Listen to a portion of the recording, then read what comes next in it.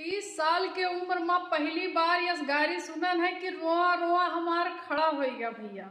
एक जनी बुढ़िया अम्मा हमार गायन पहली बार भाई गारी सुनन और बगलिया उनके खड़ी रहन तो वह कहिन कि दुल्हन तनी पुरवायो। हम कहें ठीक है अम्मा जरूर पुरवेबै। अब भैया वही शुरू किहिन गारी और गारी का शुरू किहिन तनी एकदम यहाँ पर लोग सुन लेन जाए। अरे तुहु कहाड़े होड़े छिया द तुहु का बिछे खोछे छिया द तुहु का डसई करियवा ना गबरती है मेरी ना। और दूसरा अंतरा का छेड़ती सुना जाए।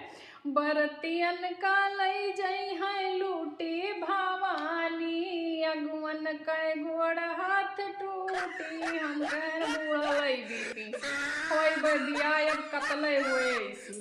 हम कहन हे अम्मा कहीं पुरवाओ। हम कहन हमरे बस के नहीं है अब आगे पुरवाई।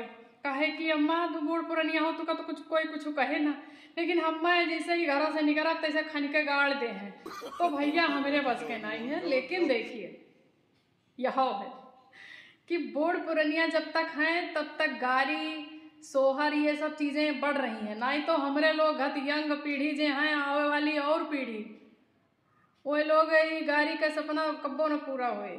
यही नाते इन सब चीजों का एंजॉय लेना चाहिए।